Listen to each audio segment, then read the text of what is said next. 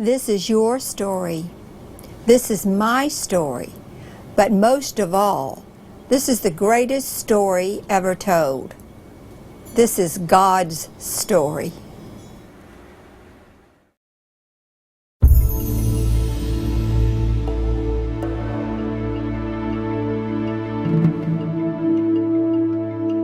The Lord said to Abram, "Go from your country, your people, and your father's household to the land I will show you. I will make you into a great nation, and I will bless you.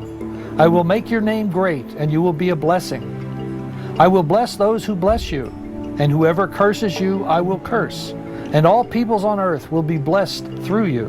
So Abram went, as the Lord had told him, and Lot went with him.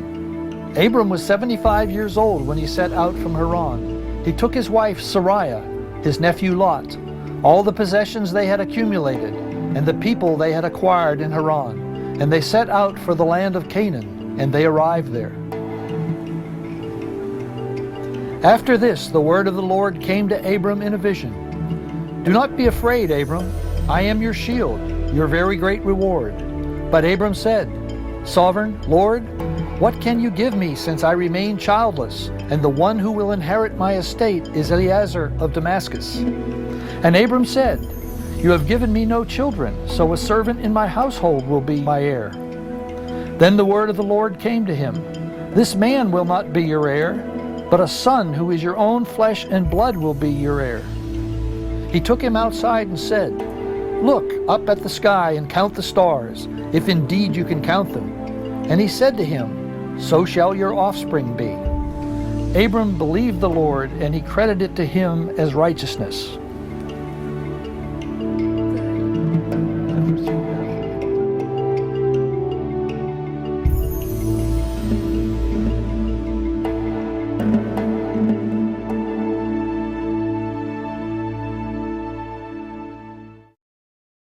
You know you're old when it takes you a couple tries to get over a speed bump. You know you're old when it takes you longer to rest than it did to get tired. When a 30-year-old mortgage sounds like a pretty clever scam.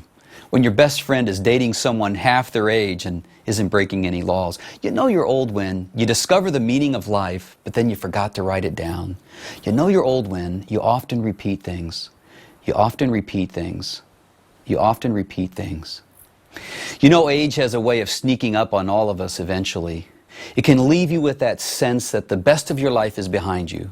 Maybe it's not age for you, but just that sense that you missed out on your chance at life to fulfill your dreams or to do something really meaningful. Well, if that's how you feel, chapter 2 of the story is going to be really good news for you. There's a noticeable pattern with God in the Bible where He picks the person to help Him with His plan to get us back, who in the lower story sees themselves as the least qualified person for the job. In chapter 1 of the story, God unveiled His vision. He simply wanted to come down into the lower story, which He created, and be with us. But the first people, Adam and Eve, didn't embrace that vision, and as a result, were escorted from the garden. A spiritual virus was born in Adam and Eve that creates the option for evil and selfishness in our lives and our relationships with others. This kind of lifestyle has no place in the community of God. We also learned that this spiritual virus, which the Bible simply calls sin, is transmitted to all of Adam's offspring, and that means us. We found in the story of Noah that the plan to get us back into a relationship with God will not come from people, not even from the best of us. So God begins to unveil His plan in chapter 2 to get us back. He's going to create a brand new nation. Why? Through this nation, set apart for His purposes, He will reveal His presence and His power and His plan to get us back. People of all nations who watch this new nation will be able to discover and see what God is up to. So the first order of business is to pick a couple to get this nation started. Now, who would you pick? A young, vibrant, good-looking, healthy, influential couple with a medically proven capacity to crank out lots of children? That's how we think in the lower story. But God thinks differently in the upper story. Later in the story, Isaiah will tell us that His ways are higher than our ways. God selects an old couple named Abram and Sarai. When God first taps him on the shoulder, Abram is 75 and Sarai is 65. They've got their AARP card in hand, discounts at Denny's for the early seating, and collect Social Security checks monthly. In addition to this, in addition to their age, Sarai is barren. She can't have any children. Why does God pick them? He does this so when people see this great nation, they will see not the strength of Abram and Sarai, but their weakness. They will see God as the one above the scenes of their lives, building this amazing nation. They will see His presence. They will see His power and His plan unfolding. At the opening of chapter 2, God invites Abram to go and leave the comforts of his homeland to a place that God would show him.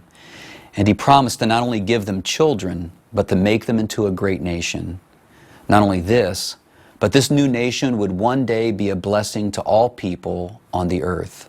Abram likely didn't comprehend this completely, but God was saying to him, I'm going to use you and this nation as my plan to provide a way for all people to come back into the garden. The Bible simply says, so Abram went.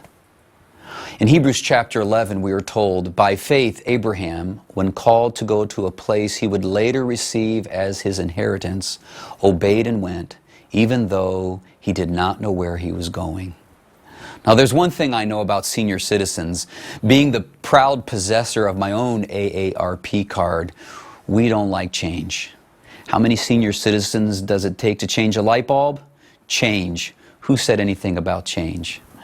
But this older couple dug deep, got way out beyond their comfort zone, and believed in God. This is their only claim to fame. The story doesn't unfold as smoothly as you'd think. The first order of business is to start popping out kids, right?